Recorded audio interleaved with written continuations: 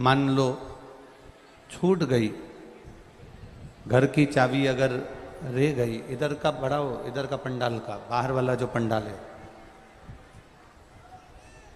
घर की चाबी अगर मान लो छूट गई और घर की चाबी छूटने पर घर वापस गए तो बड़ी परेशानी आपकी जिंदगी में आएगी। उसी तरह ये शिव महापुराण की कथा नहीं है, ये शंकर भगवान की कोई कथा का वर्णन नहीं है, ये परमात्मा के नाम की चाबी है।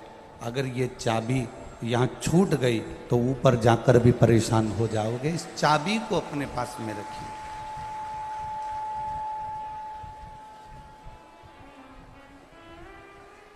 ये चाबी अपने पास में है तो अपना जीवन सार्थक है।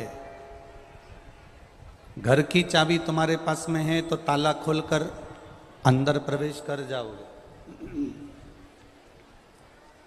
मकान की चाबी अगर आपके पास में है तो ताला खोलकर अंदर प्रवेश कर जाओगे। उसी तरह भगवान शंकर के नाम की, राम नाम की, कृष्ण नाम की, ब्रह्मदेव के नाम की, पुष्कर नाम की, भगवान के कृष्ण नाम की चाबी अगर हमारे पास में है तो हम भी बैकुंठ का दरवाजा खोलकर अंदर प्रवेश करें।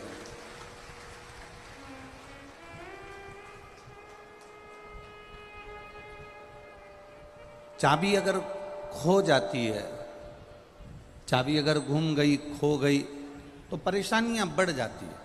आप गए हो कथा में, आप गए हो अच्छी जगह पर, आप पहुंचे हो श्रेष्ठ जगह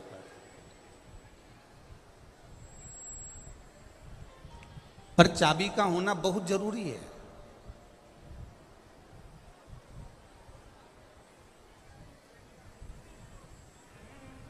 गाड़ी में भी चाबी की महत्वता है। पहले कथा में आपको वर्णन किया था कि 2 जगह पर ब्रेक बहुत जरूरी है। अगर 2 जगह पर ब्रेक नहीं लगेंगे तो व्यक्ति का जीवन नष्ट हो जाएगा। पहला ब्रेक है गाड़ी में और दूसरा ब्रेक है अपनी वाणी में। अगर गाड़ी और वाणी ये 2 ब्रेक अगर अपने पास में हैं, इस पर अगर हमारा कंट्रोल है, गाड़ी में और कुछ चीज हो ना हो चलेगा, कांच होगा नहीं होगा चलेगा, सीट होगी ना होगी चलेगी, सीट कवर है ना है चलेगा। गाड़ी में मूल सबसे मुख्य चीज है गाड़ी का ब्रेक।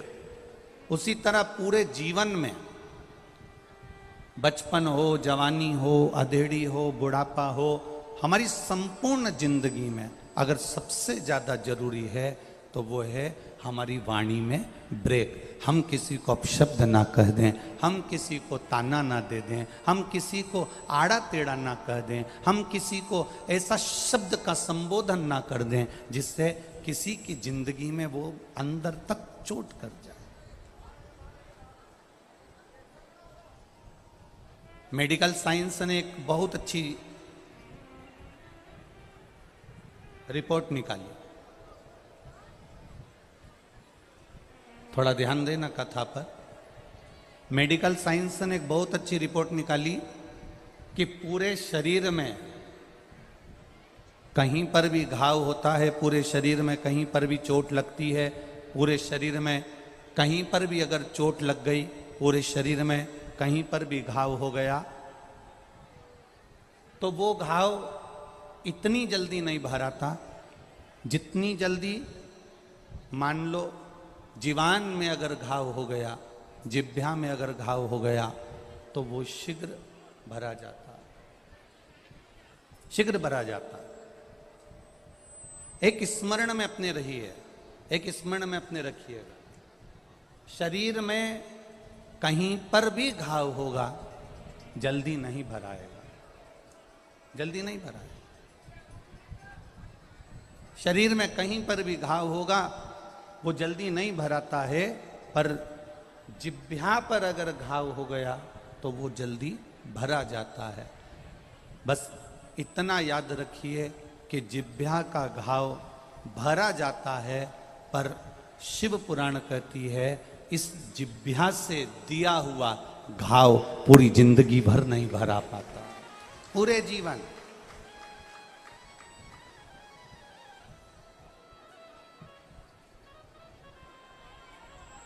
जिह्वा का घाव जल्दी भरा सकता है, पर जीवन से दिया हुआ जो घाव है, अपनी वाणी से दिया हुआ जो घाव है, अपशब्द जो बोले गए हैं, ताना जो दिया गया है, आड़ा टेढ़ा जो कहा गया है, वो घाव नहीं। बड़ा कठिन है ये मानव का देह, बड़ा कठिन है ये मनुष्य का शरीर।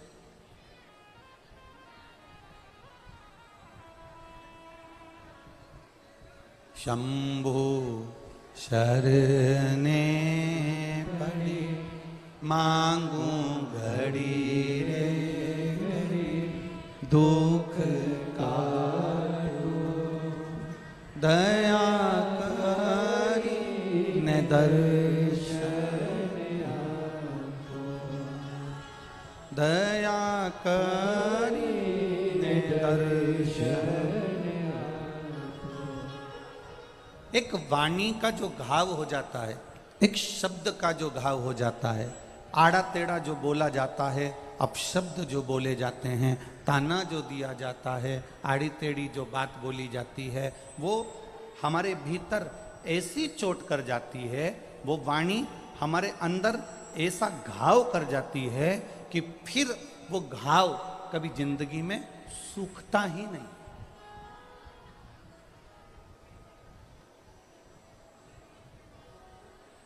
वो घाव पूरी जिंदगी में कभी नहीं सूखता।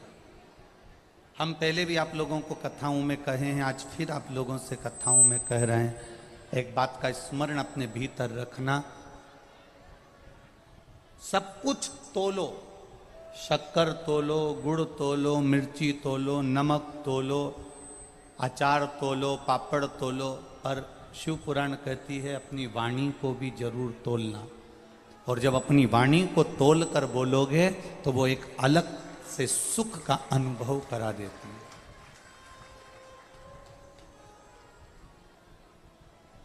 ये समय की जो गाड़ी है, सारी गाड़ियों में ब्रेक होते हैं, सारी गाड़ियों में रिवर्स ब्रेक भी होते हैं, पर शिव पुराण कहती है जो समय की गाड़ी है, इस समय की गाड़ी में ना ब्रेक है और ना रिवर्स ब्रेक है। समय की गाड़ी में ना ब्रेक है ना रिवर्स ब्रेक है। समय की गाड़ी में अगर आप चल रहे हो, समय के अनुकूल आप चल रहे हो तो आप ठीक हो। अगर समय के अनुकूल नहीं चल पाए, तुमने विचार करा कि बाद में देख लेंगे, समय निकल गया, उस समय को वापस नहीं लाया जा सकता। उस समय को वापस प्राप्त नहीं किया जा सकता। जो चले गया वो चले गया, जो हो गया वो हो गया, उस समय को वापस प्राप्त नहीं किया जा सकता। एक कथा में पहले आपको कहा था, दुनिया का कितना बड़ा भी सेठ हो, कितना बड़ा भी पैसे वाला हो, कितना बड़ा भी सेठ हो, कितना बड़ा भी पैसे वाला हो, वो अपने दुख को बेच नहीं सकता और सुख को खरीद नहीं सकता। ये दुनिया की एक रीत है। वो अपने दुख को बेच नहीं सकता। दुनिया का कितना बड़ा भी पैसे वाला होगा, वो दुख नहीं बेच सकता। उसके शरीर में अगर कष्ट हो गया, हाथ में अगर घाव हो गया, मुख में अगर तकलीफ हो गई, गले में तकलीफ हो गई, पाँव में तकलीफ हो गई, कमर में तकलीफ हो गई, हाथ पैर में कहीं तकलीफ हो गई, उसके परिवार में कोई तकलीफ हो गई, उसके घर में कोई कष्ट हो गया, कोई तकलीफ हो गई, दुनिया का कितना बड़ा भी सेठ होगा और दुनिया का कितना बड़ा भी धनपति होगा, वो अपने दुख को किसी को बेच नहीं सकता। अगर शरीर में पाँव में चोट लगी है और वो पड़ोसी से कह दे कि मैं तुझे 500 रुपये दूंगा, 10,000 रुपये दूंगा, मेरी बीमारी को तू ले ले। मेरा लीवर गड़बड़ हो गया, किडनी खराब हो गई, पीलिया हो गया, टीवी हो गई, ये बीमारी हो गई, वो बीमारी हो गई, कमर दुख रही है, घुटना दुख रहा है, कोई अपने पड़ोसी से कह दे मैं तुझे 50,000 रुपए दूंगा, मेरी बीमारी तू ले ले, मेरा कष्ट तू ले ले। दुनिया का कितना बड़ा भी सेठ होगा, कितना भी पैसे वाला होगा, वो अपने दुख को किसी को बेच नहीं सकता, और कितना बड़ा भी पैसे वाला होगा तो वो दूसरे का सुख खरीद नहीं सकता। उसकी जिंदगी में जो लिखा है, ललाट में जो वर्णन किया गया है, जो कर्म गति से लिखा गया है, वो उसको भोगना ही है, वो उसको भोगना है। मत बुरे कर्म कर बंदे वरना पछताएगा, भगवान की आंखों से तू बच नहीं पाएगा, तू बच नहीं पाएगा। अरे ओ अज्ञानी मत करना नादानी, अरे ओ अज्ञानी मत करना, तेरे कर्म का फल भी तू ही पाएगा, जैसा किया तूने तेरे आगे आएगा।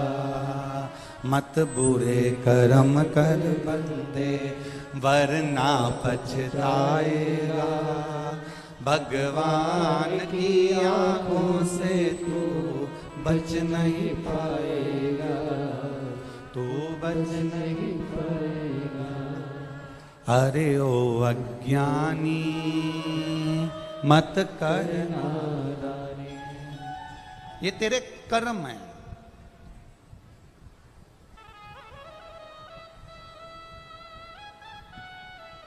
एक व्यक्ति ने एक प्रश्न किया यहीं पुष्कर जी में,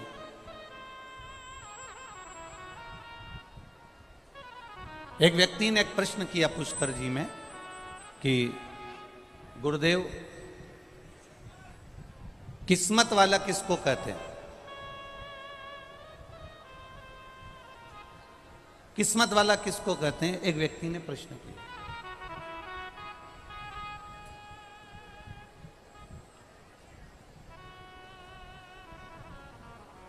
कि किस्मत वाला कहते हैं तो किसको कहते हैं? अब बहुत सारा जिसके पास धन होता है उसको किस्मत वाला कह देंगे क्या? बोलो रे जीजियों, ए पुष्कर वालियों, बोलो जरा, कहेंगे? जीजाओं तुम भी बोलो रे, अजमेर वालों, पुष्कर वालों, बोलो। जिसके पास धन ज्यादा है उसको किस्मत वाला कहेंगे? नहीं। जिसको बहुत सुंदरता मिल गई, एकदम सुंदर दिखे, उसको किस्मत वाला कहेंगे क्या? नहीं। जिसके घर में 3-4 बेटे हो गए, छोरा छोरी हो गए, बड़ी बिल्डिंग बन गई, 2-4 गाड़ियां आ गई, होटल, दुकान, जमीन, पेट्रोल पंप सब हो गया, बहुएं भी आ गई, उनका छोरा छोरी भी हो गया, उसको किस्मत वाला कहेंगे क्या? नहीं। किस्मत वाला इसको नहीं कह सकते। तुम्हारे पास में 1 लाख रुपए का मोबाइल है, तुम किस्मत वाले नहीं हो। तुम्हारे पास में लैपटॉप है, तुम किस्मत वाले नहीं हो। किस्मत वाला किसको कहते हैं? तो शिव महापुराण की कथा कहती है, जो ये मनुष्य शरीर पाकर उसके मुख से राम का, कृष्ण का, शंकर का नाम निकल जाए तो समझ लेना कि तुम किस्मत वाले।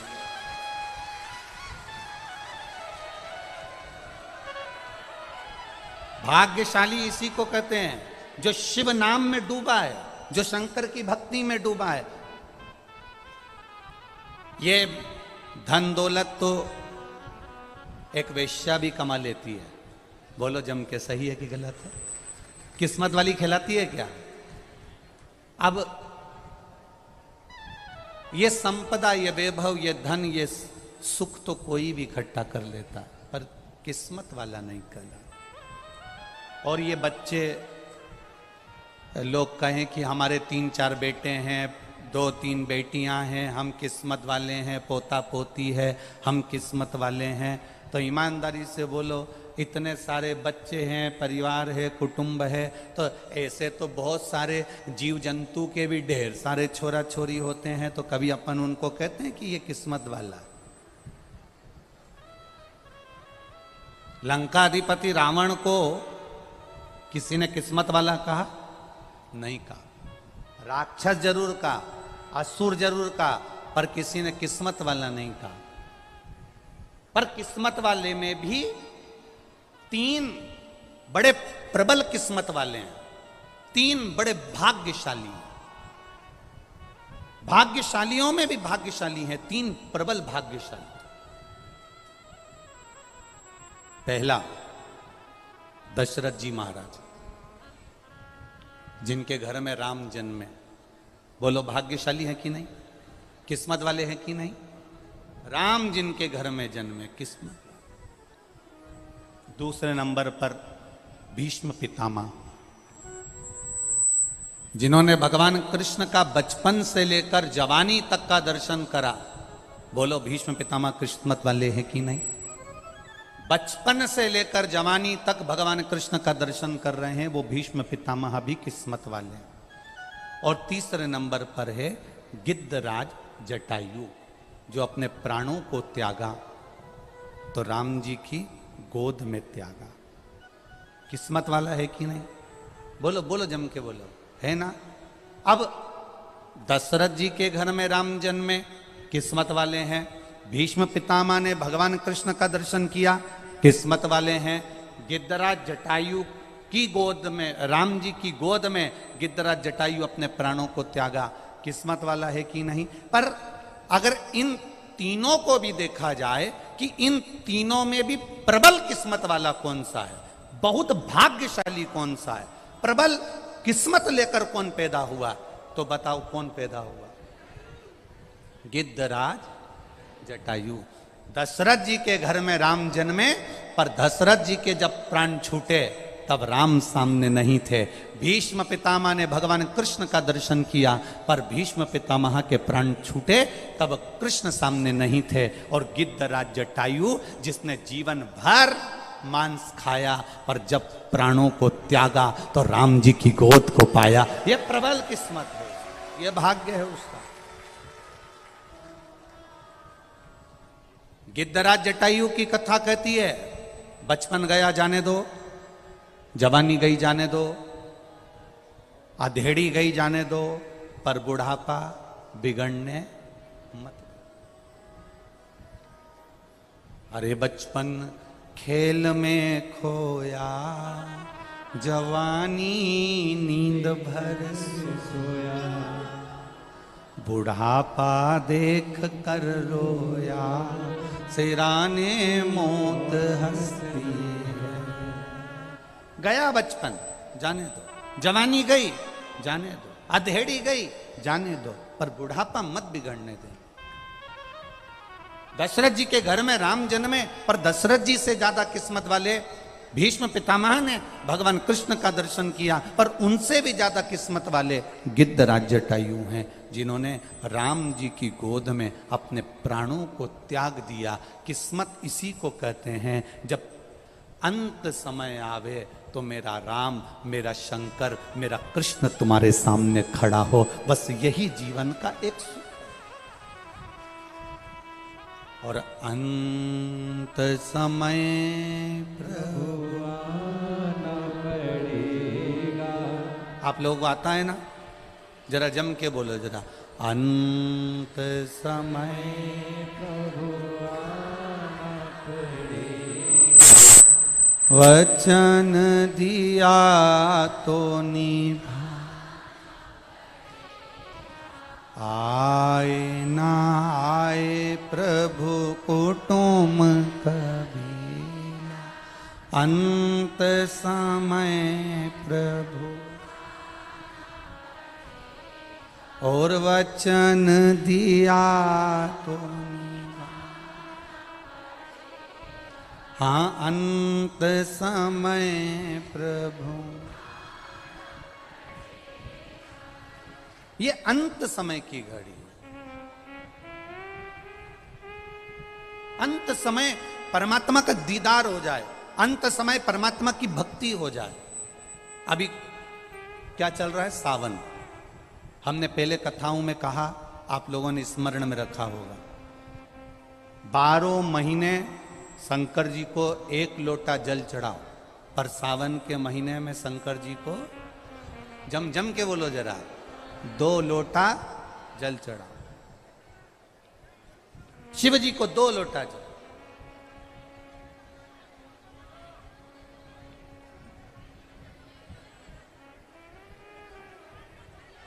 बारह महीने 1 लोटा जल चढ़ाइए, संपूर्ण 12 महीना 1 लोटा जल चढ़ाओ। पर जब सावन का महीना आए तो अपने हाथ में 2 लोटे होना चाहिए। भले 1 लोटे के ऊपर दूसरा लोटा रख के लेके जाओ, मंदिर में जाओ, अंदर पहुंच जाओ, दोनों लोटों को हाथ में ले और दोनों की धार एक साथ मेरे देव अधिदेव महादेव को समर्पित करो। दोनों की धार। अब ध्यान देना थोड़ा सा, इस पुष्कर की ब्रह्मा शिव महापुराण की कथा का स्मरण करिएगा, थोड़ा सा ध्यान दीजिएगा। जैसे ये शिवलिंग है, ये जलाधारी है, ये यहां से जल नीचे जा रहा है। जलाधारी का जो मुख होता है वो उत्तर की ओर हो जाता है, ठीक है, समझिएगा जरा। अब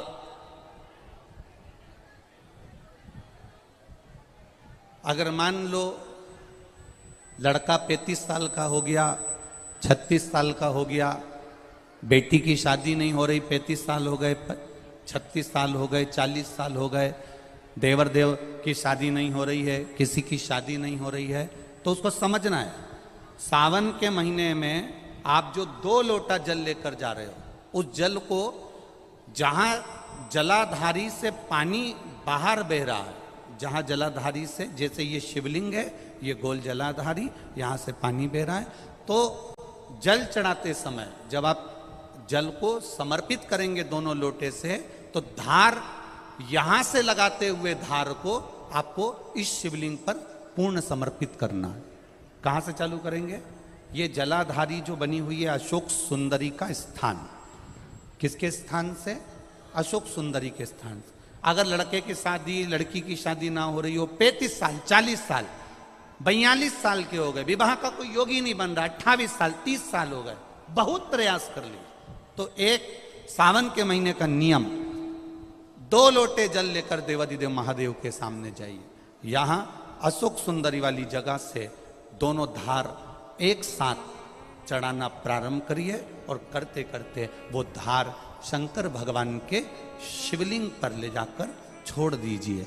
ये सावन के महीने के अगर आपने मात्र 7 दिन भी लगातार अगर ये धार आपने चढ़ा ली है, तो देवाधिदेव महादेव की कृपा से 3-4 महीने में सूचना आपको प्राप्त हो ही जाती है। जल की महत्वता, बोल बम का नारा है, जल की मूलता को पहचानेंगे। अब दूसरा क्रम स्मरण करिएगा।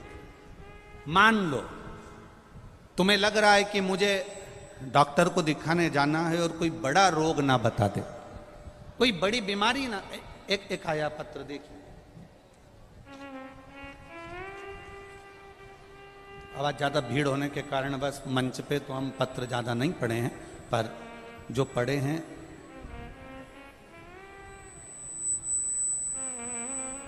मेरा नाम ममता टिंकर है, मेरे पति का नाम शिव शंकर टिंकर है। मैं माधोपुर जिला सीकर राजस्थान की रहने वाली हूँ। कहीं बैठी हो तो हाथ हिला सकती हूँ। अगर कहीं बैठी हो, मेरा नाम ममता टिंकर है, मेरे पति का नाम शिव शंकर टिंकर है।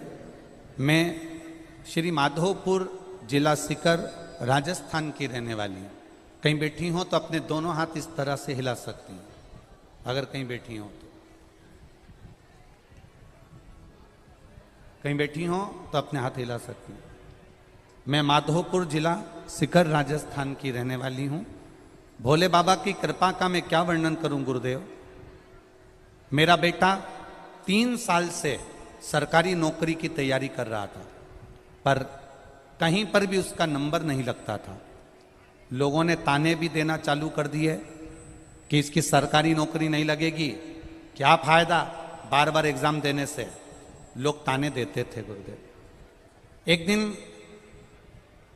टीवी पर आपकी कथा आ रही थी शिव महापुराण की। मेरा बेटा घर में कथा को सुनकर शिवलिंग लेकर आ गया और नियम से उसने शंकर भगवान की पूजा करना चालू करी। श्रावण के महीने में आपने जो 2 लोटे जल का प्रमाण पहले कहा था वो उसने किया, और गुरुदेव उसका फल मेरे बेटे को मिला। मात्र 6 महीने निकले और मेरे बेटे की रेलवे में सरकारी नौकरी लग गई। अभी वो बेटा महाराष्ट्र में ड्यूटी कर रहा है, पुणे में वो रेल विभाग में नौकरी कर रहा है। मैं बाबा को यहां प्रणाम करने आई हूं। ये शिव तत्व, आपकी भक्ति, आपका विश्वास, आपकी दृढ़ता शिव के प्रति। खाली न जाता कोई दर से तुम्हारे, खाली न जाता कोई दर से तुम्हारे। मैं भी खड़ा हूँ नंदी बाहें पसारे, अपने हृदय से लगा लो, लगा लो। गिरा जा रहा हूँ, उठा लो, उठा लो। भोले अपने दर से अब तो न टालो, गिरा जा रहा हूँ, उठा लो, उठा लो। शिव कथा कह रही है।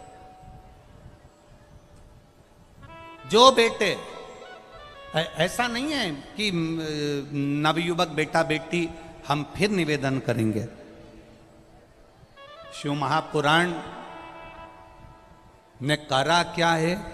शिव महापुराण ने एक ही चीज करी है कि जो नवयुवक बेटा बेटी हैं, बच्चे हैं, स्कूल जाने वाले बच्चे हैं, बुजुर्ग हैं, बड़े हैं, शिव महापुराण ने उनके भीतर भक्ति प्रदान करी।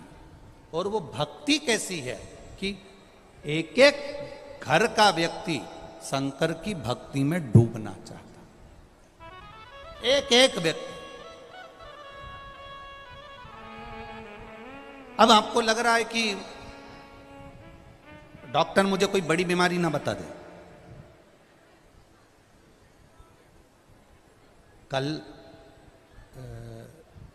हमारे खंडेलवाल जी के साथ हम रोज यहाँ आते हैं, तो कल एक 95 वर्ष के एक दादाजी थे, जहाँ हम रुके हैं होटल में, तो वहाँ 95 वर्ष के दादाजी नीचे बैठे हुए थे। उनने संकल्प ले रखा था। वो बेड पे रहते थे, पलंग पर पड़े रहते थे, पर उनने कहा कि गुरुजी, शिव महापुराण की कथा से मैंने आपने जो बताया वो मैंने किया, और आज 95 वर्ष का हूँ, पलंग पर पड़ा रहता था, पर शिव की कृपा से चलकर यहाँ तक आया हूँ। ये शुक्र। अब 95 वर्ष के वो दादाजी, और उन्होंने प्रण ले लिया कि जब तक मिलूं नहीं तब तक खाऊं नहीं। अब बड़ी विडंबना वाली बात। अब इतने में ये अमित जी खंडेलवाल जी बोले, गुरुजी हम जैसे नीचे आए तो कहा ये दादाजी 95 वर्ष की इनकी आयु है और बड़े नियम लेकर बैठे हैं, आप एक बार इनसे मिल। हमने कहा इतनी देर कर दी मिलने में, अगर आपने नियम लिया था तो सूचना देते हम खुद ऊपर से तुम्हारे घर ही पहुंच जाते। आप बोलते तो सही, भाव है आपका, हृदय चित्त है आपका, दिल है आपका।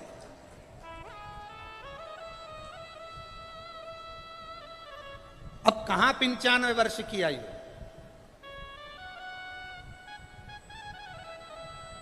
अब वो 95 वर्ष की आयु वाले, और इतना भाव, इतना भाव शिव के प्रति, शंकर ओघड़ी के प्रति, शिव भक्ति के प्रति। यहां सियोर वाले महाराज के प्रति भाव नहीं है, यहां शंकर के प्रति भाव है। ये आप जो कथा सुनने आए हो, ये सियोर वाले महाराज के लिए नहीं आए हो, आप शंकर की कथा को सुनने के लिए आए हो।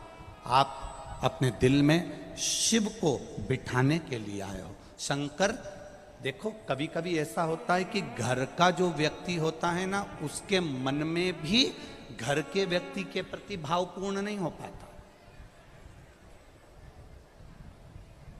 पत्नी करवा चौथ पे भले चांद देख ले और चलनी में पति का मुंह देख ले, पर रोज लड़ते लड़ते तो मुंह से कह देती है तुम्हारा मुंडा नहीं देखूं जाऊं मैं तो, लड़ते लड़ते कह देती है। भले वो करवा चौथ के दिन चलनी में मुंह देख रहे हैं और लड़ते लड़ते उसके शब्द निकल हो जा। कभी कभी घर का व्यक्ति भी, कभी कभी घर का व्यक्ति भी पूर्ण संकल्पित नहीं हो पाता। एक चरित्र आता है, एक बार कैलाश धाम पर सभा लगी थी। भगवान ब्रह्मा, इंद्र, वायुदेव, जलदेव, गरुण देव, वरुण देव और 33 कोटि देवी देवता कैलाश पर बैठे थे।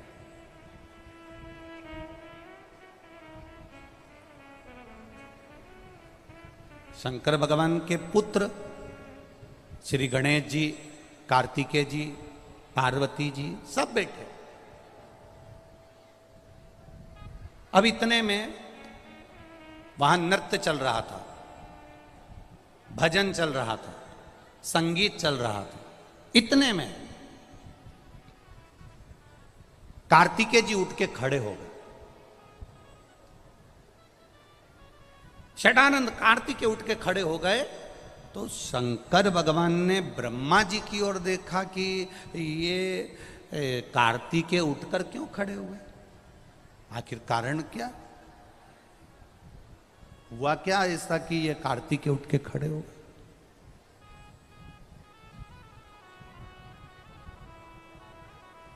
षडानंद कार्तिकेय उठ के खड़े हो गए। शंकर भगवान ब्रह्मा जी को देख रहे हैं, शिव जी ब्रह्मा जी को देख रहे हैं। तब ब्रह्मा जी ने भगवान शंकर की ओर देखकर कहा, आपके पुत्र ये षडानंद कार्तिकेय हैं, ये मेरे पास पढ़ने के लिए आए, विद्या अध्ययन करने के लिए आए। मैं इनको, षडानंद कार्तिकेय को मैंने विद्या का अध्ययन कराया। पर कार्तिकेय जी के मन में मैंने विद्या का अध्ययन करा दिया और अध्ययन कराने के बाद में कार्तिकेय जी मेरे पास में मेरा हाथ पकड़कर खींचकर मुझसे बोलते हैं, मुझे ओम का अर्थ बताइए। ब्रह्मा जी के शब्द सुनिएगा जरा। पुष्कर राज की धरा पर बैठकर अपन ब्रह्मा शिव पुराण की कथा सुन रहे हैं, उनकी एक एक शब्द का स्मरण करिएगा। ब्रह्मा जी ने कहा, षडानंद कार्तिकेय, थोड़ा डीले कम करो बाबू। ब्रह्मा जी बोलते हैं कि षडानंद कार्तिकेय जी ने मेरा हाथ पकड़ा और हाथ पकड़कर ब्रह्मा जी कहते हैं, खींच कर बोला कि मुझे ओम का अर्थ बताइए।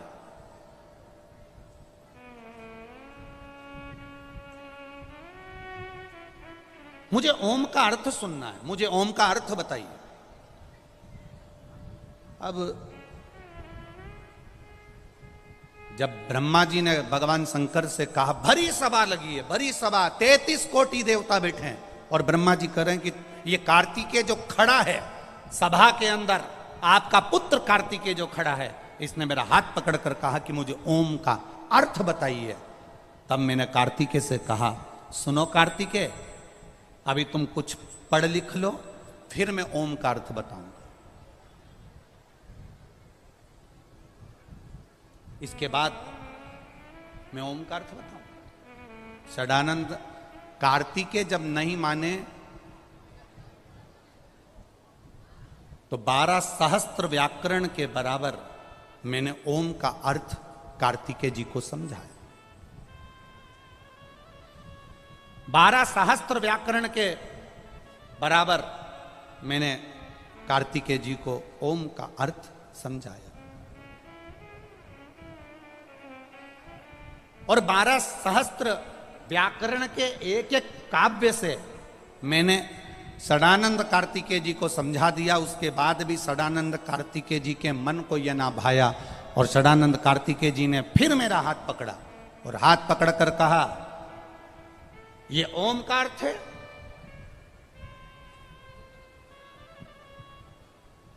ये ओम का अर्थ है।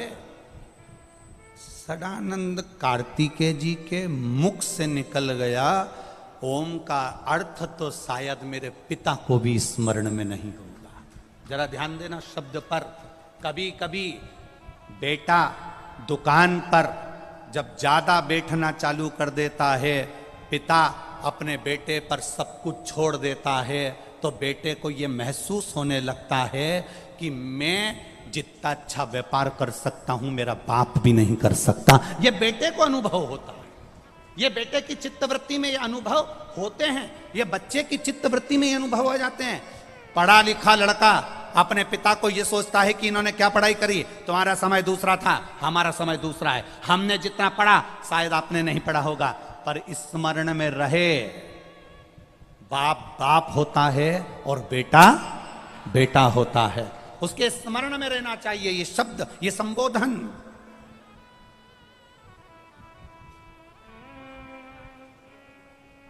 ब्रह्मा जी के 4 मुख, ब्रह्मा जी के चारों मुख और 4 मुख से ब्रह्मा जी नयनों से अश्रु बहा रहे हैं, आंसू। कभी ब्रह्मा रोया है क्या?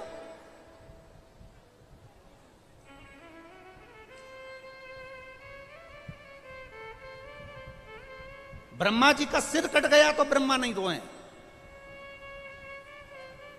ब्रह्मा जी को श्राप लग गया सावित्री माता का, तब भी ब्रह्मा नहीं रोए।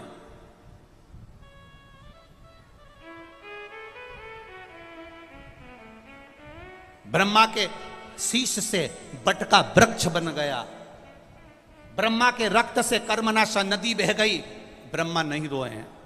पर आज भरी सभा है, सब बैठे हैं और ब्रह्मा के 4 मुख के नेत्रों से अश्रु बह रहा, आंसू।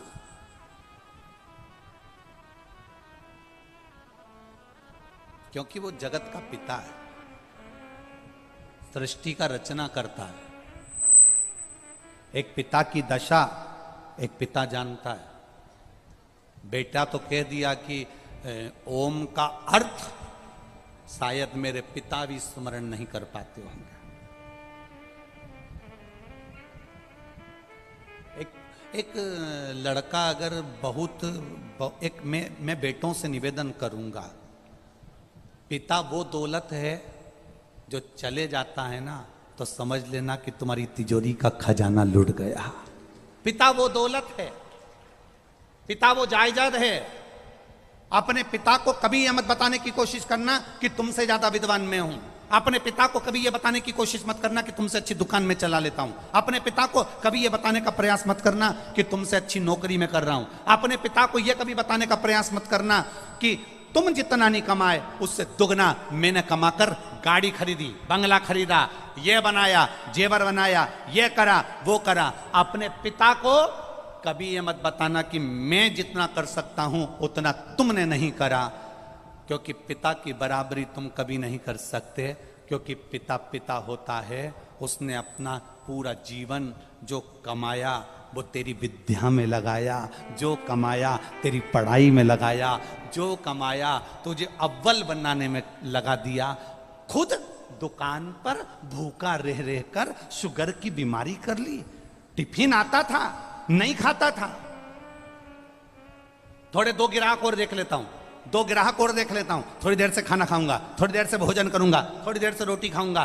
2 ग्राहक के चक्कर में मेरे बेटे की फीस जमा करना है। बाहर पढ़ने गया है, मुंबई पढ़ने गया है, पूना पढ़ने गया है, जयपुर पढ़ने गया है, कोटा पढ़ने गया है, जोधपुर गया है, मेरे बेटे की फीस जमा करना है। वो 2 ग्राहक ज्यादा के चक्कर में भूखा रहता रहता रहता रहता बीपी और शुगर की बीमारी कर ली। उस पिता की होड़ मत करना जिसने अपने शरीर का एक एक रक्त केवल तेरी जिंदगी बनाने में लगा दिया। उस पिता के ऊपर तो तुझे गौरव उत्पन्न होना चाहिए।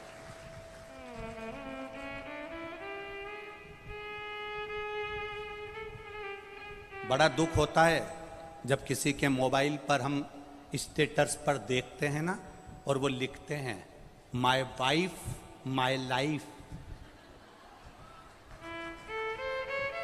बड़ा दुख होता है जब किसी के मोबाइल के स्टेटस पर देखा जाता है कि माय वाइफ माय लाइफ। तुम्हारे लाइफ बनाने में तुम्हारी वाइफ ने क्या क्या करा, एक बार पत्र में लिख के तो भेज भेरू, मैं तो इंतजार में बैठा हूं।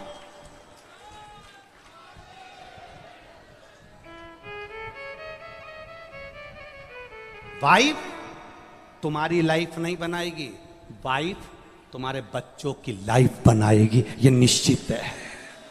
वाइफ, हां, वाइफ किस जगह पर खड़ी होती है? वाइफ लाइफ कब होती है? जब तुम बीमार पड़े हो, तकलीफ में हो, कष्ट में हो, कर्जे में लदालूम हो गए, दुख की घड़ी है, और तुम्हारी पत्नी तुम्हारे सामने खड़ी होकर कह दे चिंता मत करना, कर्जा भी हो गया तो मरने की मत सोचना, बीमारी आ गई ना टेंशन मत लेना, मैं तुम्हारे साथ कदम से कदम मिलाकर चलूंगी, चिंता मत करना। तब लिखना माय वाइफ माय लाइफ है। ये मुझे ज्ञान दे रही है, ये मुझे समझा रही है, ये मुझे ज्ञान का स्मरण करा रही है।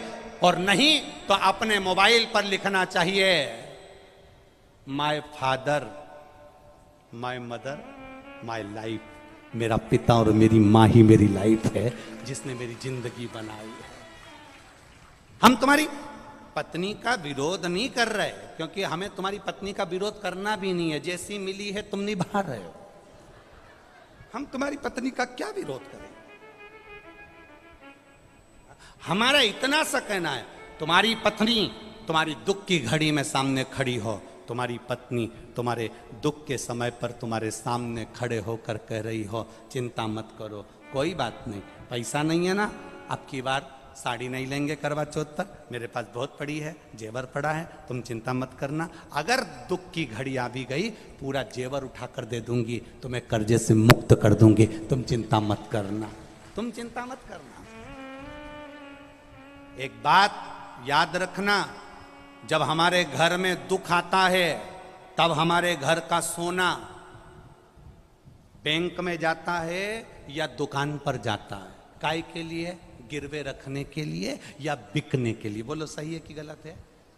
जब दुख आता है तब घर का सोना दुकान पर जाता है, जब दुख आता है घर का सोना सुनार की दुकान पर जाता है। सुनार को पूछता है तुम तो हमारे परिचित हो, ऐसा क्या तकलीफ आ गई जो इतना सारा भाभी का पूरा जेवर लिया है, तुम्हारी मम्मी का पूरा जेवर लिया है, क्या हो गया ऐसा? कहा साहब बहुत कर्जे में हूँ, बहुत दुख में हूँ, इसलिए घर का सोना जो तिजोरी में रखा होता था, अलमारी में पड़ा होता था, उसको मैं दुकान पर लेकर आया हूँ।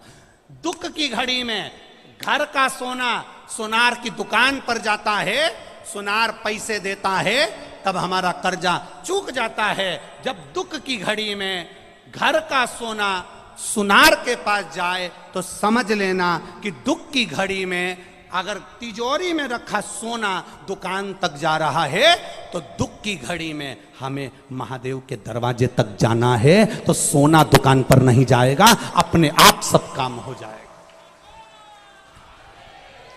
हम दुख की घड़ी में अपनी चैन, अपनी अंगूठी, अपनी मोबाइल, अपना पर्स गिरवे रखी आते हैं, पर हम दुख की घड़ी में महादेव के पास नहीं जाते हैं। बोलो सही है कि गलत है?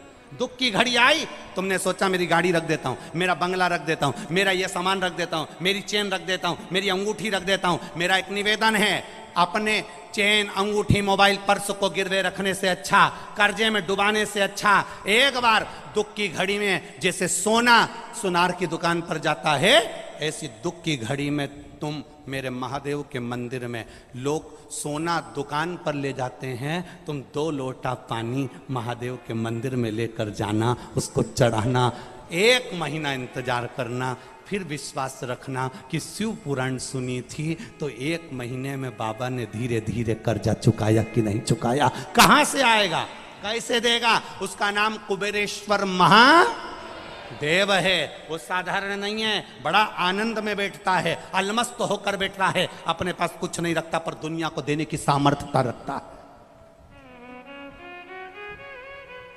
वो अपने पास कुछ नहीं रखेगा पर दुनिया को देने की सामर्थ्यता रखता है। केवल एक दृष्टि देता है और दुनिया का भंडार भर देता है। वो हुआ।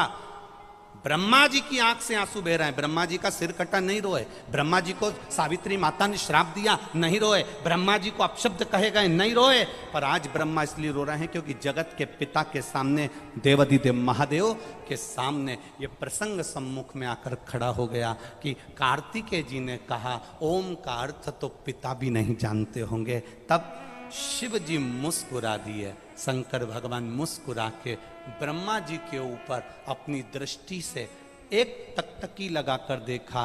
ब्रह्मा जी ने उसी क्षण कार्तिकेय का हाथ पकड़ा और हाथ पकड़कर षडानंद कार्तिकेय को 12 लाख व्याकरण के काव्य से कार्तिकेय को ज्ञान देना प्रारंभ कर दिया। षडानंद कार्तिकेय ने ब्रह्मा जी के चरण पकड़ लिए।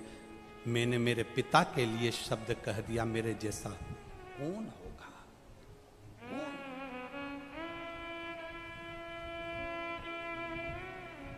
बेटा विद्वान, खूब विद्वान बनो, तुम कलेक्टर बनो, एसपी बनो, डीएसपी बनो, एसडीएम बनो, तुम डॉक्टर बनो, कमिश्नर बनो, सीए बनो, तुम्हारी मर्जी पड़े वो बनो, तुम जो बनना चाहते हो वो सब बनो। मेरा महादेव तुम्हें तुम्हारी ऊंचाई तक लेकर जाए, पर तुम्हारी ऊंचाई के चक्कर में तुम अपने माता पिता का अपमान मत कर देना, तुम अपने रिश्तेदारों का अपमान मत कर देना, तुम किसी को छोटा मत समझ लेना, तुम किसी को एक साधारण सा मत समझ लेना, तुम उसका आदर करना मत भूल जाना, क्योंकि पिता पिता होता है, उसकी जागीर दिल से होती है, दिल से।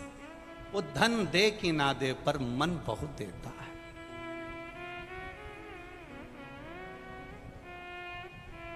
मन बहुत देता है। बेटी बेटा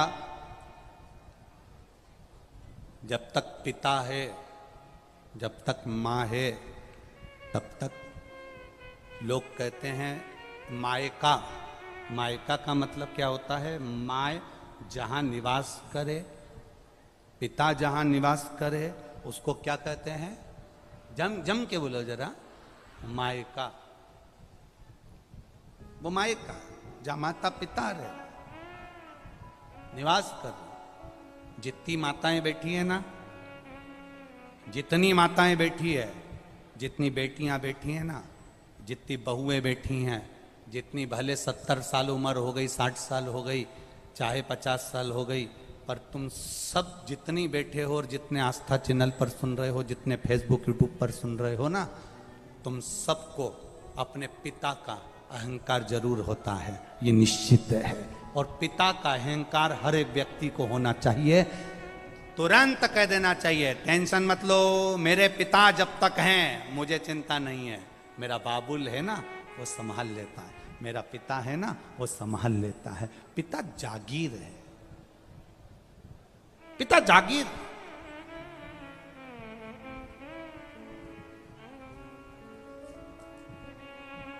ब्रह्मा जी की आंख में आंसू थे, शिव जी ने दृष्टि कर दी।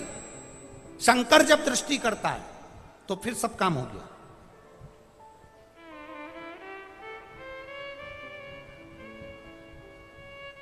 अब मेरे महादेव ने षडानंद कार्तिकेय से प्रश्न किया। अभी तक कार्तिकेय ने क्या कहा था कि ओम का अर्थ शिव भी नहीं जान सकते। जब ब्रह्मा जी के सामने 12 लाख व्याकरण काव्य के अर्थ से ओम का अर्थ समझा दिया ब्रह्मा जी ने, अब भगवान शिव ने षडानंद कार्तिकेय से कहा कि ओम के। अब तुमने सब समझ लिया ना, तो अब बताओ ओम के कितने अर्थ हैं? ओम के कितने अर्थ हैं? सदानंद कार्तिक के चरणों में पड़ गए, पिताजी मुझे ओम के अर्थ नहीं मालूम। ओम के कितने अर्थ हैं मुझे नहीं मालूम। शंकर भगवान ने कहा, कार्तिके कौटि कौटि जन्म व्यक्ति ले ले, हजारों हजारों जन्म व्यक्ति ले ले, सतयुग, त्रेता, द्वापर, कलयुग, फिर सतयुग, फिर त्रेता, फिर द्वापर, फिर कलयुग, फिर सतयुग, ऐसे ना जाने कितने युग निकल जाते हैं, तो भी दुनिया के लोग ना ओम को जान पाते हैं, ना शिव को पहचान पाते हैं। वो शिव है कौन? पत्रकार बंधु जब हमारे पास में आते हैं तो प्रश्न करते हैं, आप शिव को कितना जानते हो? पत्रकार बंधु जब हमारे पास में आते हैं, कई बार पत्रकार वार्ताओं में यह प्रश्न छिड़ता है, आप शंकर को कितना जानते हो, आप शिव को कितना जानते हो? हमारा एक ही उसका उत्तर रहता है कि हम शिव को नहीं जानते, बिल्कुल नहीं जानते, क्योंकि ये शरीर मनुष्य का है, ये शंकर को कैसे जान सकता है? पर इतना जरूर जानते हैं, हम शंकर को नहीं जानते, पर शंकर अपने जीव को जरूर जानता होगा, बस इतना जरूर।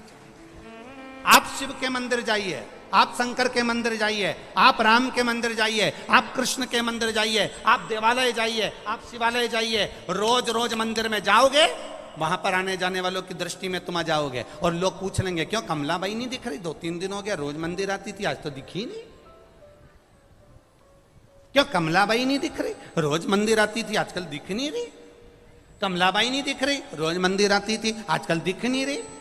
जितनी याद मंदिर आने वालों को कमलाबाई की आती है, उतनी याद मेरे महादेव को भी तेरी आती है कि आया क्यों नहीं, शिव गुण गाया क्यों नहीं, शंकर का स्मरण क्यों नहीं करा, भजन क्यों नहीं करा, कीर्तन क्यों नहीं करा, मंत्र स्मरण क्यों नहीं करा, ये जाप में डूबा क्यों नहीं है?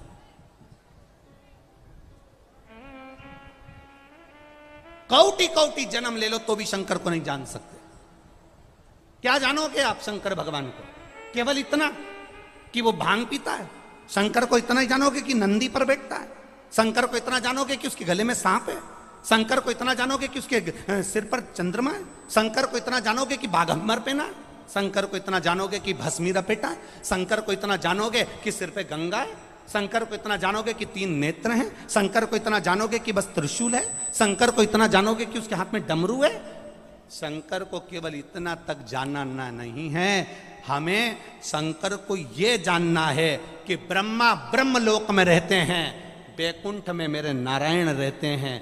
पृथ्वी का कार्यभार संभालने के लिए शंकर भगवान को छोड़ा गया। इसलिए छोड़ा गया कि संसार के मनुष्य जब दुखी होंगे, शिव के ये भूमि पर रहने वाला, पृथ्वी पर रहने वाला जब तकलीफ में होगा, तो देवता भी पृथ्वी पर होना चाहिए। एक बहू जयपुर में रह रही है और एक बहू तुम्हारे साथ में रह रही है। तुम्हारे को दुख आएगा तो जयपुर वाली पहले आएगी कि तुम्हारे पास वाली आएगी? बोलो बोलो, जम के बोलो जरा। पास वाली आएगी। अब तुम पास वाली से बात भी नहीं करती, क्योंकि जो पास में होती है ना, उससे बड़ी चिढ़ होती है। दूर के ढोल सुहावने लगते हैं। जब वो जयपुर वाली आती है, दिवाली पे बस सिर पे पल्लू डाल के मम्मी जी मम्मी जी मम्मी जी मम्मी जी करके 2-4 अंगूठी और सामान लेके बच जाए, अगली दिवाली आए, अगली दिवाली। और जब भी मिलेगी बस मीठी छुरी, मम्मी जी मम्मी जी मम्मी जी। और मम्मी जी एक बार जरा जयपुर जाके तो देख ले। जितना समय तू अपनी ये साथ रहने वाली बहू के साथ रह रही है, इतनी वो बाहर रहने वाली बहू के साथ केवल 2 महीना रह के बता दे, घाट घाट का यही पुष्कर के 52 घाट का पानी पिला देगी।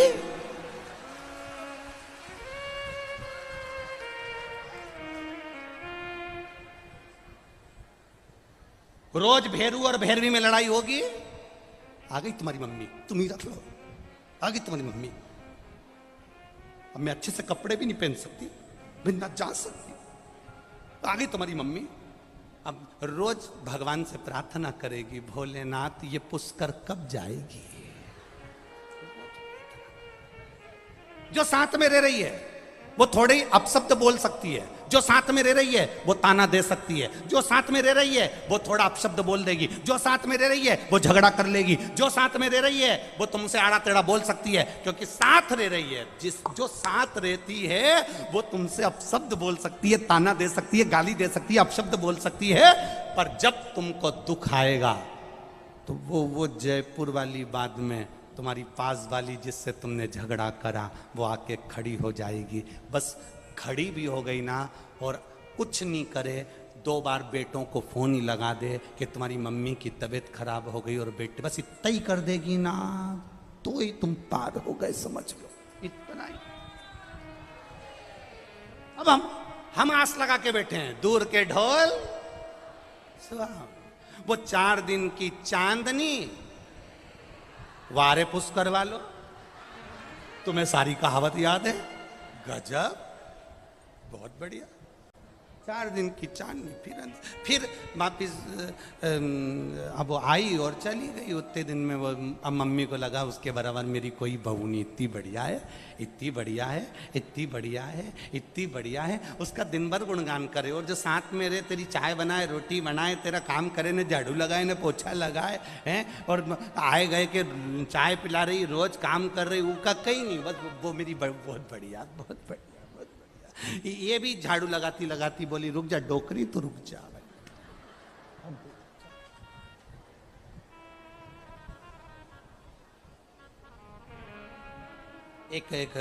एक ससुर की 4 बहू, ससुरा मर गया, बहुएं धाड़ धाड़ के रोने लगी, खूब नई नई डिजाइन में रोई, खूब।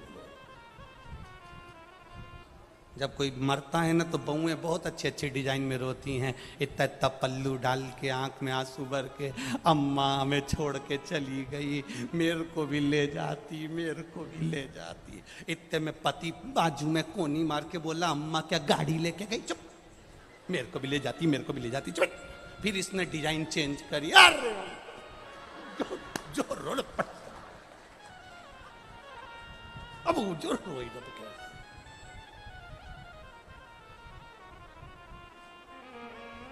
अब 4 बहुएं खूब रोई, इनके पतियों को बुला लिया, पति आ भी गए, क्या हुआ, तुम्हारे पिताजी मर गए।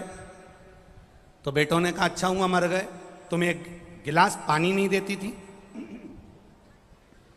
तुम भी तो यही चाहती थी कि पिताजी मर जाएं, फिर रो क्यों रही हो। बहुए कहने लगे तुम्हारे पिताजी मर गए उसका दुख नहीं है, पर दुख इतना सा है तिजोरी की चाबी ना जाने कहां धर गए, इसलिए हम रो रही। अब एक काम करो, तुम्हारे पिताजी को जगा कर पूछो चाबी कहां रखी है। इतने में बेटों ने कहा मरे हुए 2 घंटा हो गए और तुम कह रही हो चाबी पूछो।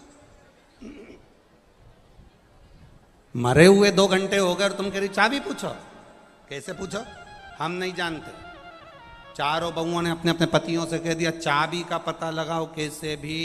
बेटों ने डॉक्टर साहब को बुलाया, कोई ऐसी दवाई या इंजेक्शन हो जो मेरे पिताजी जाग जाएं और हम चाबी पूछ लें और वापस मर जाएं, ऐसा कोई प्लान है क्या। डॉक्टर ने कहा एक इंजेक्शन लगता है 80,000 रुपए का, इंजेक्शन लगेगा, पिताजी उठ के बैठेंगे, तुम उनसे चाबी पूछ लेना, थोड़ी देर बाद मर जाएंगे। हो बहुओं से कहा अपनी अपनी पत्नी से 80,000 का है, कोई बात नहीं लगवा लो, चाबी तो मिल जाएगी ना, एक बार लगवा।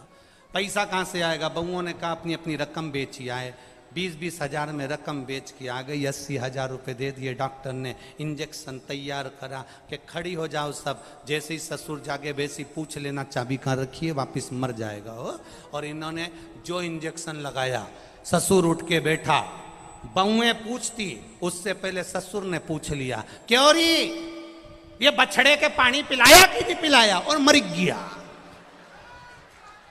मर गया, 80,000 रुपये फालतू चले गया। बहू में आंख में आंसू भर के चिल्ला के रोई, डॉक्टर साहब वंस मोर। तक जाइए, शंकर को रिझाने का प्रयास करिए। मंत्र चाहे नमः शिवाय जप लो, ओम नमः शिवाय जप लो, डीले कम करो, नमः शिवाय जपो, ओम नमः शिवाय जपो, चाहे श्री शिवाय नमस्तुभ्यम जपो, चाहे महामृत्युंजय मंत्र जपो, चाहे राम कहो, चाहे कृष्ण कहो, तुम्हारी मर्जी पड़े, उसका भजन करो। दूसरा, कहीं अगर मौका मिल जाए, चाहे वो टीवी के सामने मिल रहा हो, मोबाइल पर मिल रहा हो, चाहे तुम्हारे नजदीक में कहीं शिव महापुराण की कथा हो रही हो, पंडाल में बैठकर या टीवी के मध्य बैठकर या मोबाइल के सम्मुख या टीवी के सम्मुख बैठकर शिव महापुराण की कथा को सुनो। सुनना ही केवल नहीं है, सुनकर उसको अपनी जिंदगी में उतारना भी, सुनकर अपने जीवन में उतारना। और तीसरा, अगर बन सके कहीं शंकर भगवान की कथा चल रही हो, शिव महापुराण की कथा हो रही हो, और जो शिव गण आए हों, कथा सुनने के लिए जो शिव भक्त आए हों, कथा श्रवण करने के लिए जो शंकर के गण आए हों, शिव भक्त आए हों, उनको बन सके तो कुछ या पानी पिलाकर, शरबत पिलाकर, भोजन कराकर मुख उनका झूठा अवश्य कराएं। उससे हमारे यहाँ की बरकत कभी समाप्त नहीं होती। और मैं धन्यवाद दूंगा पुष्कर राज की इस धरा पर कई दानदाताओं ने, भगवान ने जिनको दिया, और आप लोगों को भी ऐसा नहीं, हम ये कभी नहीं कहेंगे कि तुम 50 लोगों को भंडारा करो या 1000 आदमी का भंडारा करो या 100 लोगों को आप पानी पिलाओ या 100 लोगों को खिलाओ। हम तो इतना कहेंगे, अपने बैग में अगर 4 पानी की बोतल आ जाए, अपने बैग में 4 बिस्कुट का पुड़ा आ जाए, अपने बैग में 4 रोटी घर से ज़्यादा बना के लिए आए, तो अपने आसपास वालों को भी खिलाओ, पर मुंह झूठा जरूर कराओ। इससे बढ़कर कोई सुख नहीं। शंकर का जो भक्त होता है, शिव का जो उपासक होता है, और कई पुष्कर राज की इस भूमि पर आप लोग जब निकलते होगे, हम लोग तो ज़्यादा उधर हमारा जाना नहीं होता क्योंकि भीड़ के कारण बस नहीं जाते, तो आप लोग तो जाते होगे तो देखते होगे जगह जगह पर लोग कुछ ना कुछ पानी पिला रहे, भोजन करा रहे या कुछ भी स्वल्पाहार उसको दे रहे। और यही क्रम हमारी समिति ने भी चालू करा है। सावन का महीना और पूरा अधिक मास का महीना, कुबेरेश्वर धाम की तरफ से भी जो मुख झूठा करा सकते हैं, वो बाबा की कृपा से ये 2 महीने आप लोगों के मुख को झूठा कराकर कोई थोड़ा सा पुण्य अर्जित हो जाए, इससे बढ़कर कोई सुख नहीं। और हमारी क्या सामर्थ्य था, वो तो ये सब जो दानदाता लगे हैं, टीवियों पर जो सुन रहे हैं, मोबाइल पर सुन रहे हैं, इन लोगों का जो सहयोग मिलता है वो सब चल रहा है। करो सेवा। 3 सूत्र हैं, मंदिर तक जाना, शिवालय तक जाना, शंकर की आराधना करना, मंत्र का जाप करना, स्मरण करना। दूसरा, शिव महापुराण की कथा को सुनकर अपनी जिंदगी में उतारना। और तीसरा, कहीं शंकर का भक्त मिल जाए, कोई शिव का उपासक मिल जाए, उसकी सेवा कर ले। कितना सुंदर कहा है। शिव महापुराण में कहा है,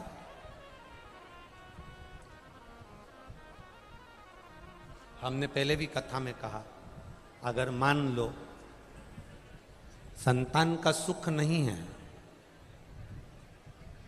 संतान का सुख नहीं है, 20 साल हो गए, 25 साल हो गए, 30 साल हो गए,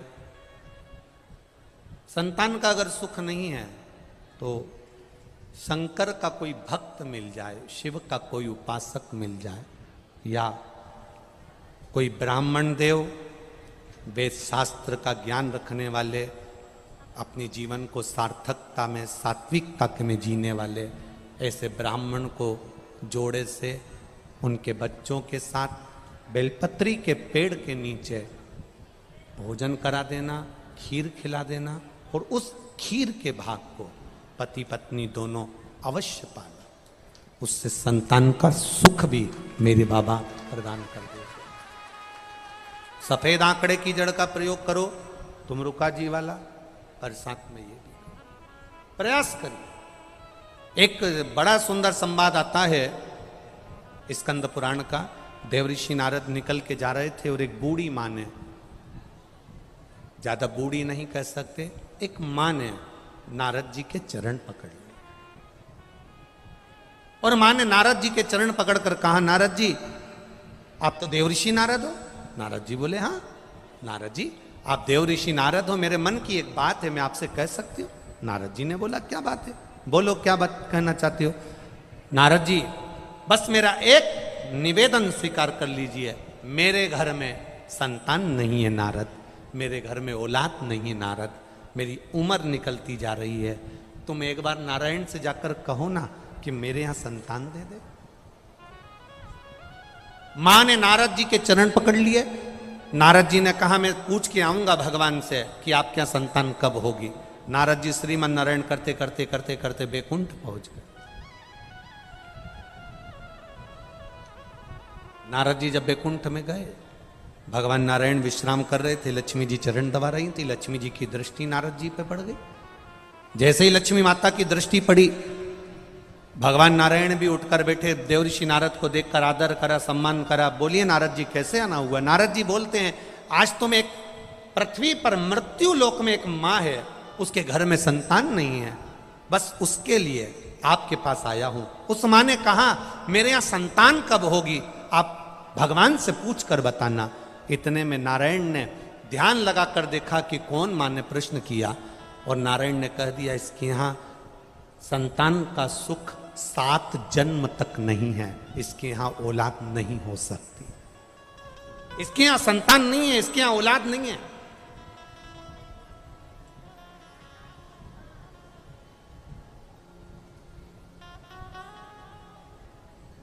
इसके यहां संतान का सुख नहीं हो सकता, इसके यहां कभी औलाद नहीं हो सकती। देवऋषि नारद सुनकर पृथ्वी पर आ गए, और पृथ्वी पर आने के बाद देवऋषि नारद को वो मां फिर मिली, और मां ने नारद जी के चरण पकड़कर कहा, नारद जी आपने नारायण से पूछा कि मेरे यहां औलाद कब होगी, संतान कब होगी। नारद जी ने कहा, मां तेरे यहां 7 जन्म तक संतान का सुख नहीं, तेरे यहां औलाद नहीं हो सकती, तेरे यहां संतान का सुख नहीं है। मां धाड़ कर रोने लगी, आंख से आंसू बहने लगा, खूब रोई। अब उसका एक नियम बन गया, संतान हो नहीं रही है, दुखी है और रोती है, आंख से आंसू बह रहा है, रो रही। जब एकदम दुख आ जाता है ना तो व्यक्ति रोता है। एक पत्र आया है, इस पत्र में लिखा, देखिए,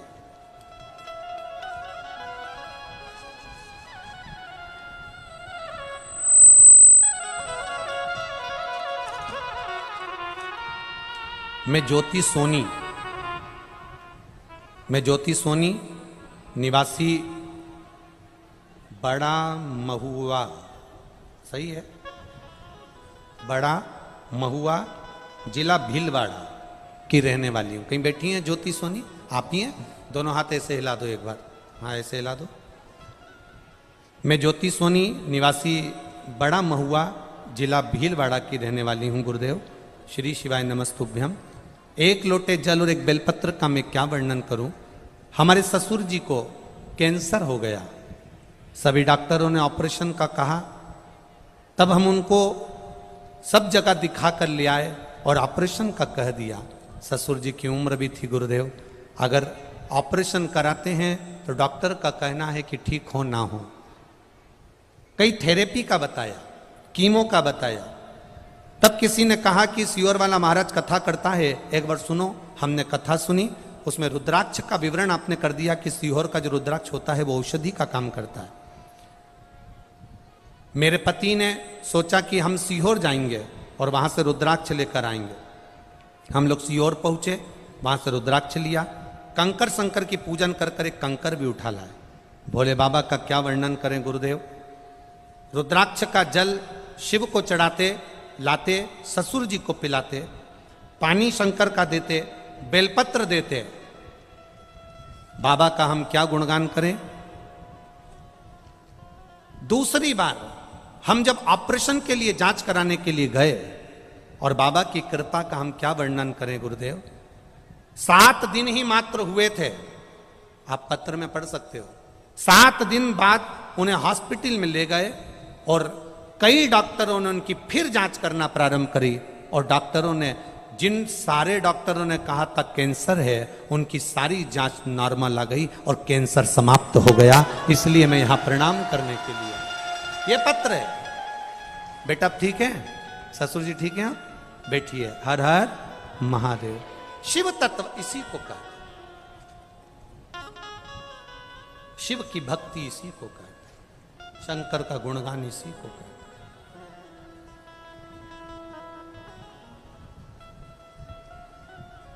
आप अगर उससे विनती कर रहे हो तो वो सुनेगा। देखो गर्मी बहुत तेज है कि नहीं? बोलो बोलो, जम के बोलो, है ना? हम तो यहाँ एसी में बैठ जाते हैं, इतना महसूस नहीं होता, पर आप लोगों की स्थिति देखकर महसूस होता है। जब यहाँ आते हैं तब महसूस होता है। गर्मी बहुत तेज है, अपार गर्मी है। उमस पानी की भी पड़ रही है, गर्मी भी पड़ रही है। आप लोग इतना, जैसे एक भट्टी के अंदर लोहे को तपाया जाता है और उसका कुछ बनाया जाता है, सोने को तपाया जाता है, आभूषण बनाया जाता है। आप लोग हिम्मत मत हारना, मेरा बाबा भी तुम्हें तपा कर कुछ ना कुछ अच्छा जरूर करेगा, ये निश्चित।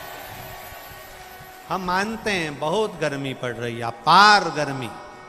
ऐसी गर्मी तो हमने बिहार में भी नहीं देखी। इतनी गर्मी यहाँ पर पड़ रही है, हम मान रहे हैं सब चीज। और आप लोगों की संख्या में कोई कमी नहीं आ रही। पूरा पुष्कर मेला ग्राउंड और पूरा पुष्कर मेरा क्षेत्र, मेले में भी जो मेला नहीं भरा है वो तुमने भर दिया दादा, बहुत भर। साधारण नहीं छोड़ेगा। माना थोड़ी हो सकता है, थोड़ी आप लोगों को तकलीफ हो सकती है, पर संभालेगा। बोल बम का नारा है, बाबा एक सहारा, वो संभालेगा। आप हिम्मत मत हारो, आए हो ना, हिम्मत नहीं। आज अपने को लग गया कि गर्मी तेज है तो कल अपने साथ चलो तो थोड़ा सा पानी की बोतल में ही ग्लूकोज वगैरह घोल कर 2-4 टॉफियाँ लेकर चूसने के लिए अपने बैग में लेकर चलो, आसपास वालों को भी देते चलो। मुख झूठा जरूर कराना, बाबा भंडार ऐसा भर देगा कि जिंदगी भर खाली नहीं। करो उसे। नारद के शब्द सुनकर वो मां रो रही है, मेरे घर में संतान का सुख नहीं है, मेरे घर में औलाद नहीं हो, संतान नहीं। जब कहीं से संतान का सुख नहीं होता तब जगह जगह से जब हार जाओ तब महादेव की शरण में जाओ। कथा कहती है यशोदा जी के घर में संतान का सुख नहीं था। 60 साल के नंद बाबा, 55 वर्ष की मां यशोदा, संतान का सुख नहीं। यशोदा जी की मां, जिनका नाम था पाटला देवी, क्या नाम था? पाटला देवी। पाटला देवी को चिंता व्यापी कि मेरी एक बेटी यशोदा, मेरी 3 बेटियों में से एक बेटी यशोदा जिसकी यहां औलाद नहीं, कहां जाऊं? पाटला देवी सब दूर गई। अंत में पाटला यमुना जी के घाट पर जाती, बालू का शिवलिंग बनाती, पूजन करती, आराधना करती। एक दिन मेरे भोले बाबा बूढ़े का रूप लेकर आ गए और पाटला का जो जल का पात्र था, मेरे शंकर जी ने उसे उंडेल दिया, गिरा दिया। कभी कभी पूजन करते करते पानी का लोटा अगर गिर भी जाए ना तो तुम ये मत सोचना कि कुछ विघ्न आ गया हो।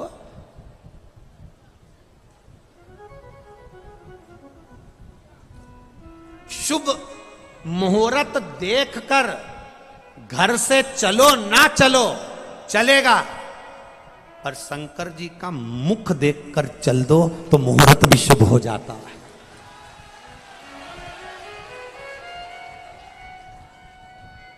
आप शंकर के शिवलिंग का स्पर्श कर कर, शंकर के शिवलिंग का मुख देखकर, शंकर के शिवलिंग का दर्शन कर कर, शिखर का दर्शन कर कर, नंदी का दर्शन कर कर, शंकर के मंदिर का दरवाजा अपने यहां से नियम बना लो, मैं जब भी कहीं जाऊंगी तो शंकर जी के मंदिर के सामने से जाऊंगी, मेरे गांव से बाहर निकलूंगी तो शंकर के मंदिर के सामने से निकलूंगी, उसके दरवाजे से निकल कर जाना, उसकी चौखट के सामने से। शुभ मुहूर्त देखकर घर से निकलो ना निकलो चलेगा, पर महादेव का दर्शन कर कर निकलना तो मुहूर्त भी शुभ होता चले जाएगा। आपके जीवन में कभी तकलीफ नहीं आए, मुहूर्त शुभ।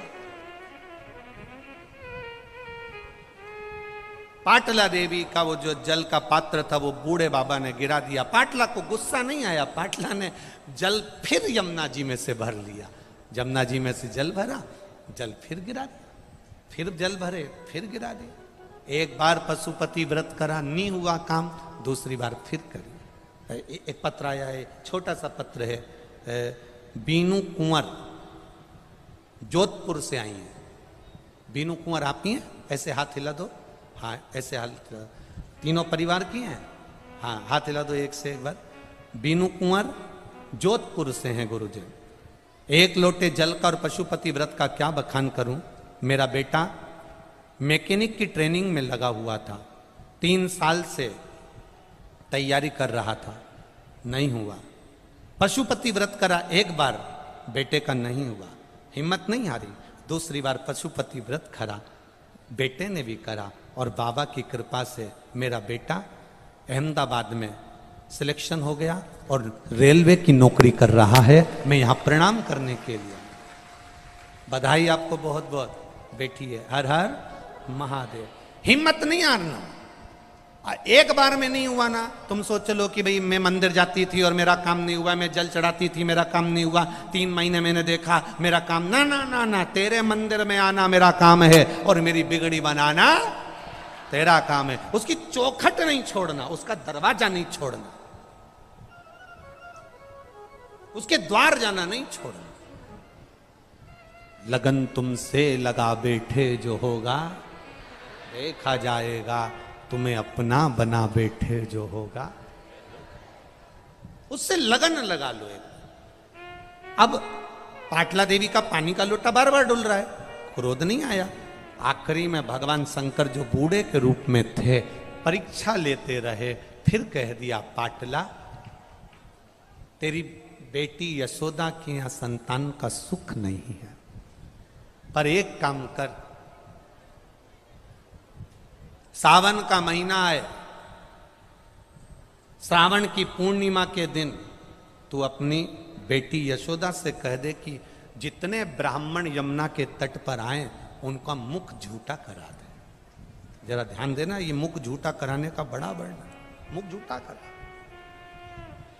यशोदा जी के पास खबर गई, नंद बाबा ने ब्राह्मणों को निमंत्रण दे दिया, भोजन में खीर और मालपुआ बन गया।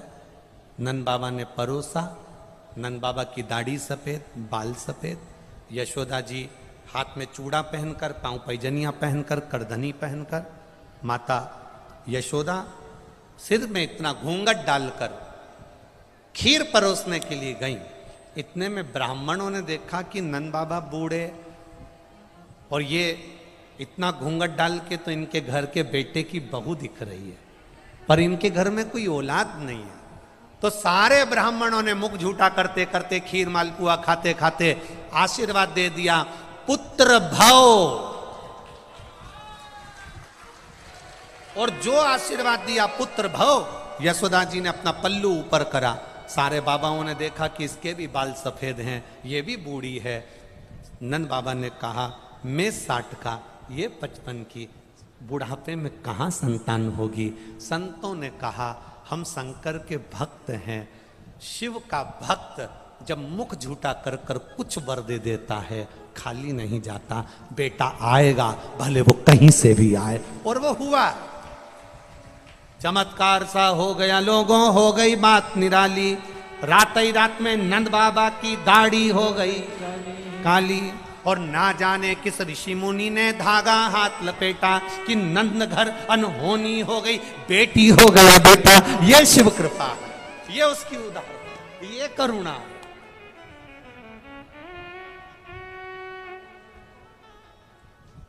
तो हम क्यों चिंता करें?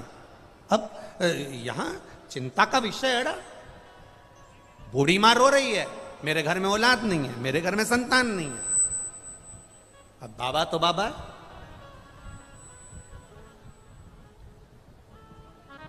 बाबा तो बाबा।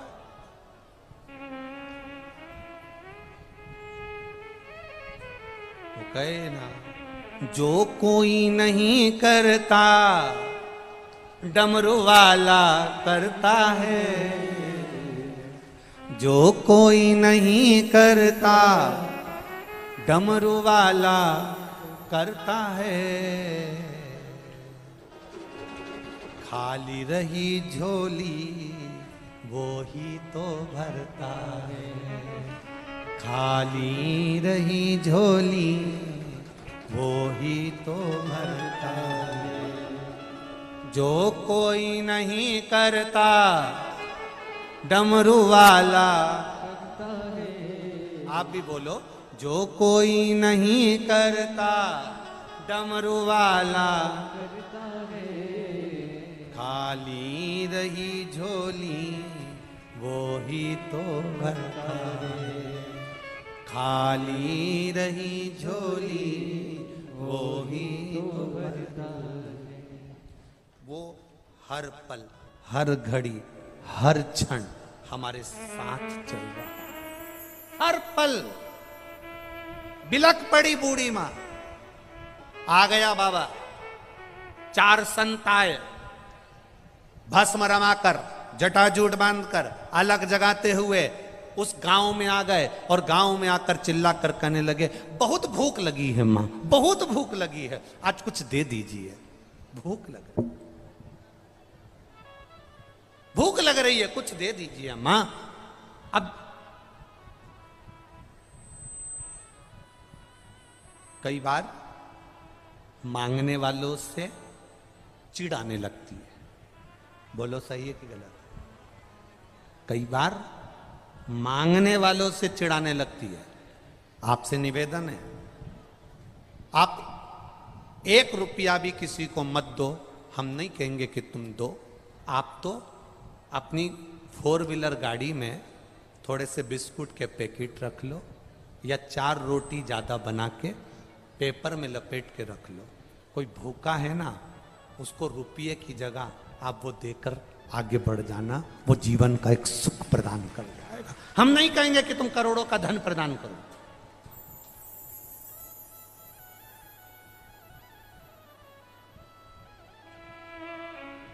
बहुत भूख लगी है मां, कुछ दे दो मां। देवऋषि नारद जिसको कहकर गए तुम्हारे घर में औलाद नहीं होगी, 7 जन्म तक संतान का सुख नहीं, भूख लगी है मां, कुछ दे दीजिए। भूख लगी है मां। संत आए, मां अब बार बार पीछा पकड़ रहे हो। मां ने कहा कि और कहीं चले जाओ, मेरा दिमाग ठीक नहीं, आज मुझे अच्छा नहीं।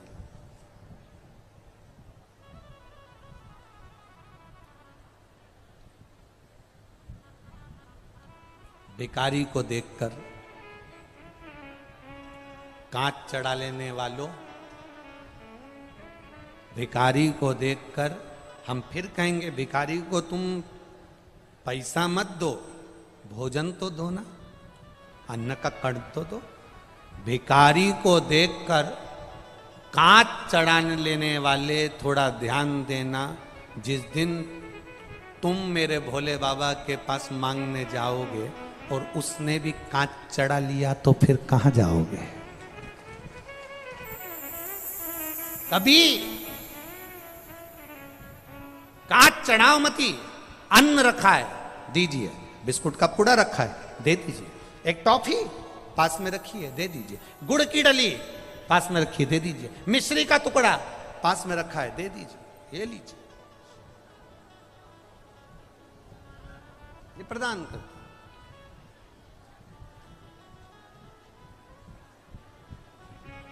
एक बात कहना चाहेंगे, बहुत पुरानी है। पहले हमारे यहाँ वो एक टोल टैक्स से पैसे हम जा रहे थे, तो टोल टैक्स अभी अभी तो ये इतना बड़ा वो फास्ट टैग लग गया।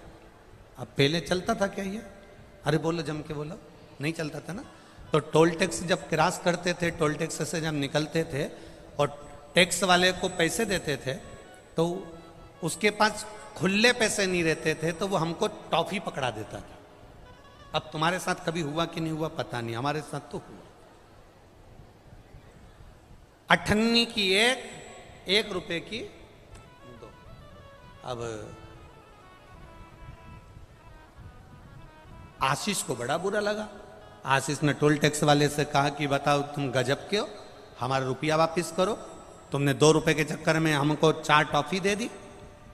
हम अंदर बैठे हुए थे, हमने आशीष से कहा कोई बात नहीं, कहाँ बहस करना।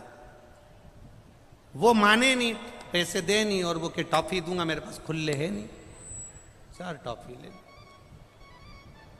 हमने आशीष से कहा रखो, इसको रखो, हो सकता है बाबा की कोई मर्जी होगी। ये 4 टॉफी उसने दी है, बाबा ने कुछ सोच कर दिया होगा। अब हम तो जो भी कुछ बात करते हैं तो बाबा के भरोसे पर ही करते हैं। हमारी आदत में अगर कोई आ भी गया तो हम ये सोचते हैं कि भोलेनाथ ने इसको भेजा था तो मिलना हो गया, नहीं तो कौन किसके यहाँ जाता है। यहाँ कथा हो रही है तो हम कह देते हैं भोलेनाथ को, खंडेलवाल परिवार को पकड़ना था और कथा करवाना थी, ये तो भोलेनाथ ने करवा दी है। तो ये तो हम केवल शिव के आधार पर चलते हैं कि बाबा ने आज सवेरे अगर कोई मालपुआ भी खिलाकर चले गया तो कह देते भोले बाबा को आज भोग में मालपुआ लगना था, कहीं आ गया होगा, खा लिया होगा, पानी पीना था पी लिया होगा। तो ये शिव का रास्ता। अब वो 4 टॉफी लेकर बढ़ गए, आगे गए, और एक स्कूटी पे से एक व्यक्ति जमीन पर पड़ा था और उसकी पत्नी उसको देखकर रो रही थी, खूब रोया। गाड़ी रोकी, हमने कहा जा रे आशीष जरा देख तो जरा, काय को रो रही है, क्या हो गया? पति को होश नहीं आ रहा। इसको कोई बीमारी थी क्या? आशीष पूछा। हाँ, शुगर की बीमारी है, शुगर लो हो गई होगी, कुछ है नहीं हमारे पास, दूर दूर तक कुछ नहीं। आशीष आया, उसकी शुगर, हमने कहा वो 4 टॉफी है जो टोल टैक्स वाले ने दी है, जल्दी से ले जाके उसके मुंह में खिला दे और उसको पानी पिला। अब वो 4 टॉफी जो मिली थी वो उसको दी, एनर्जी मिली, शुगर का लेवल थोड़ा ठीक हुआ, वो उठा, गाड़ी पर बैठा, चल दिया। अब वो उसकी पत्नी कहे कौन ने दी है, तो के गुरुजी ने दिया। वो आके के ऐसी कौन सी बूटी थी जो दी? हमने कहा बूटी हमारी नहीं थी, टोल टैक्स वाले ने 2 रुपए की 4 टॉफी दे दी थी। 4 टॉफी दे। जो कर रहा है वो सहज नहीं करेगा, जो दे रहा है वो सरलता में नहीं देगा, जो उसने करा वो कभी कम ना करेगा।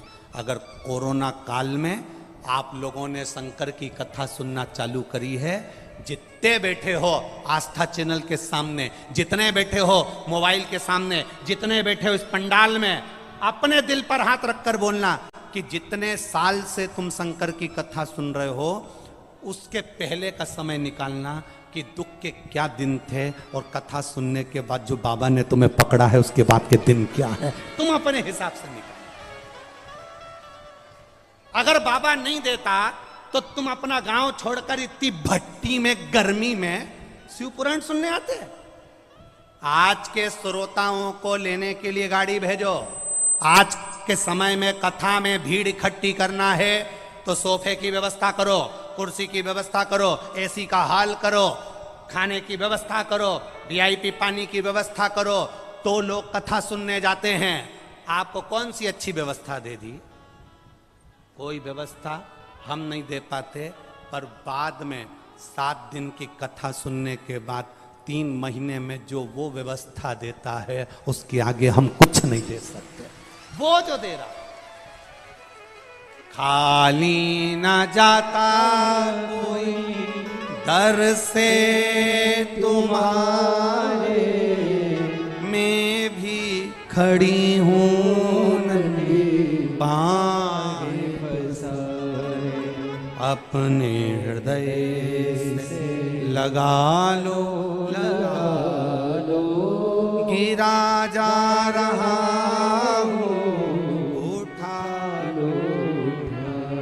देवर्षि नारद ने मना कर दिया, संतान का सुख नहीं। बाबा जी कह रहे हैं मुझे भूख लगी है, वो पीछा पकड़ लिए। माँ कह रही मेरा चित्त अच्छा नहीं है, मैं भोजन नहीं करा सकती, नहीं हमें करना है। माँ ने कहा बैठे रहो यहां पर। बूढ़ी माँ ने बाबाओं को एक जगह पर बिठाया, अंदर गई, अपने घर जो पड़ा था